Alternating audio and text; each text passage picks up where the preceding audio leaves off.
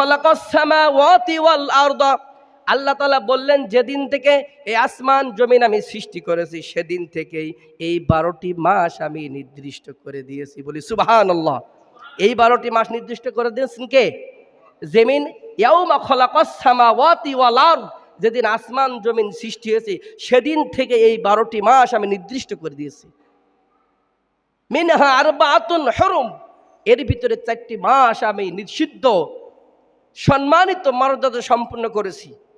এই 4টি মাসে মারামারি, হানাহানি, যুদ্ধ, গ্যাঞ্জাম, ফাসাদ, রক্তপাত কোনো কিছু চলবে না।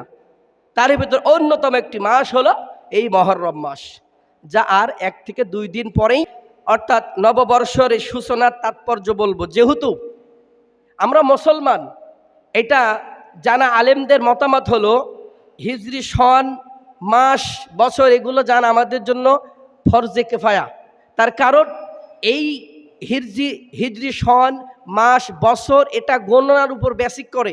আমাদের প্রত্যেকটা আমল শুদ্ধ অশুদ্ধ হওয়া এর উপরে অনেকটা ডিপেন্ড করে। সুতরাং এর গণনার দিন, কখন মাস যাচ্ছে, কখন মাস আসছে, এটা আমাদের জানা দরকার আছে।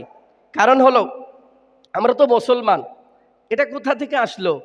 রাসূল কারীম সাল্লাল্লাহু আলাইহি ওয়াসাল্লামের মৃত্যুর 5 থেকে 6 বছর পরে ওমর রাদিয়াল্লাহু তাআলা খিলাফতের সময় আবু মুসা আশআরী রাদিয়াল্লাহু তাআলা আনহুর এক এলাকায় খলিফার দায়িত্ব নিযুক্ত করা হয়েছে। তিনি ওমর রাদিয়াল্লাহু তাআলা আনহুর কাছে চিঠি পাঠালেন যে আমিরুল মুমিনিন, আপনি যে চিঠি দেন, সরকারি ফরমান জারি করেন, এতে না থাকে কোনো সাল, না থাকে কোনো তারিখ, এইগুলো বাস্তবায়ন করতে গেলে অনেক জটিলতায় পড়তে হয়। সাথে সাথে ওমর রাদিয়াল্লাহু তাআলা আনহু সাহাবাদেরকে ডাকলেন, পরামর্শ করলেন তাদের সাথে কি করা যায়। কেউ রাসূল কারীম সাল্লাল্লাহু আলাইহি ওয়াসাল্লামের জন্মদিন, কেউ তার নবুয়ত, কেউ তার হিজরত, এইভাবে এক একজন এক একভাবে মত প্রকাশ করলো। এর ভিতরে হযরত আলী রাদিয়াল্লাহু তাআলা জোরালো বক্তব্য দিলেন যে হিজরত থেকেই আমাদের এই বছর গণনার মাসটা সন বা হিজরত থেকে শুরু করা যায়। ওমর ইবনুল খাত্তাব রাদিয়াল্লাহু তাআলা আনহু এ ব্যাপারে সমর্থন করলেন জোরালো এবং বললেন হিজরতই হলো সত্য মিথ্যার পার্থক্যের সূচনা শুরু হয়েছে হিজরতের মাধ্যমে। সত্য এবং মিথ্যার মাঝে পার্থক্য সূচনা হয়েছে কখন? হিজরত থেকেই। সুতরাং হিজরি সন গণনা শুরু হবে হিজরত থেকে। এরপরে চিন্তা হলো এটা সাল গেল, মাস গণনা হবে কিভাবে? অনেক জল্পনা কল্পনা, অনেকে অনেক রবিউল আউয়াল মাস, কোরআনুল কারীম নাজিলের মাস রমাদান মাস, এইভাবে এক একজন এক এক মতামত দিলে সর্বশেষ ইসলামের স্তম্ভ সর্বশেষ রোকন হল হজ। হজ থেকে হাজিরা ফিরে আসে জিলহজ মাসে।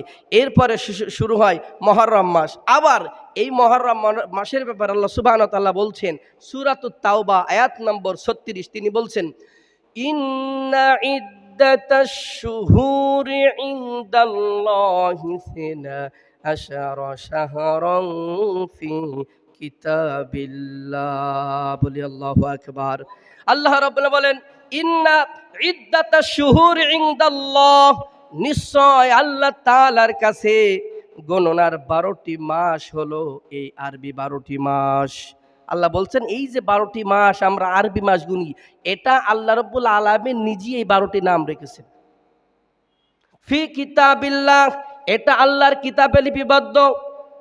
ইয়াউমা খালাকাস সামাওয়াতি ওয়াল আরদ, আল্লাহ তাআলা বললেন যেদিন থেকে এই আসমান জমিন আমি সৃষ্টি করেছি সেদিন থেকেই এই 12টি মাস আমি নির্দিষ্ট করে দিয়েছি। বলি সুবহানাল্লাহ। এই 12টি মাস নির্দিষ্ট করে দিয়েছেন কে? জমিন। ইয়াউমা খালাকাস সামাওয়াতি ওয়াল আরদ, যেদিন আসমান জমিন সৃষ্টি হয়েছে সেদিন থেকে এই 12টি মাস আমি নির্দিষ্ট করে দিয়েছি। মিনহা আরবাআতুন হুরুম, এর ভিতরে 4টি মাস আমি নিষিদ্ধ সম্মানিত মর্যাদা সম্পূর্ণ করেছি। এই 4টি মাসে মারামারি, হানাহানি, যুদ্ধ, গ্যাঞ্জাম, ফাসাদ, রক্তপাত কোনো কিছু চলবে না। তার ভিতর অন্যতম একটি মাস হলো এই মুহররম মাস, যা আর 1 থেকে 2 দিন পরেই আমাদের সামনে আসবে। মুহররম মাস শুরু হবে। এই দৃষ্টিকোণ থেকে আরবি মাসের গণনা শুরু হলো মুহররম মাস, আর হিজরতকে কেন্দ্র করেই আমাদের হিজরি সন সাল শুরু হলো। এখন চলছে 1445 হিজরি সন, আগামীকাল অত পরিশোধ হবে 1446। এটা আমরা শত শত না লক্ষ লক্ষ মুসলমান এটা জানি না। অথচ দেখেন, এটা জানা আমাদের জন্য ফরজে কেফায়া। কেন কেফায়া?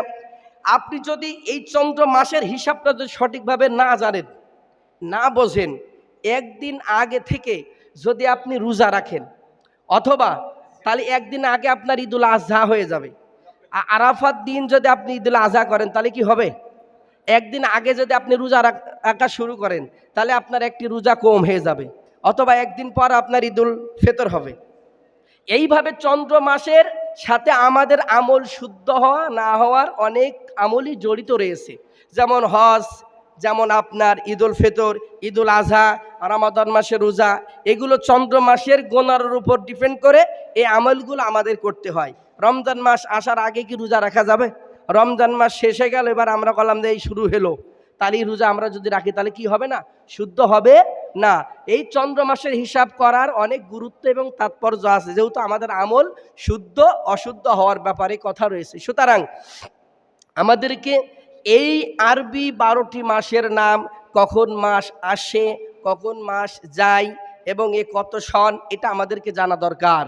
এটা আমরা মুসলমান হিসেবে আমাদের জানা দরকার। সবাই যেমন জানাজার নামাজ কিছু মানুষ পড়লে সবার পক্ষ থেকে আদায় হয়ে যায়, এটা সবার পক্ষ থেকে আদায় হয়ে যায়, ঠিক আছে, কিন্তু ব্যক্তিগতভাবে মুসলমান একটা আত্মতৃপ্তির জন্য হলেও এই হিজরি সন মাস, এই বছর কখন দিন আসছে, কোন সময় কোন দিন চলছে, এটা আমাদের জানা দরকার আছে না নাই বলেন?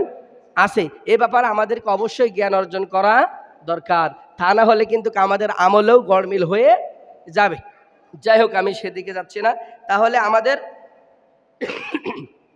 হিজরি সন এবং মাস কিভাবে শুরু হলো আমরা তো জানতে পারলাম নাকি?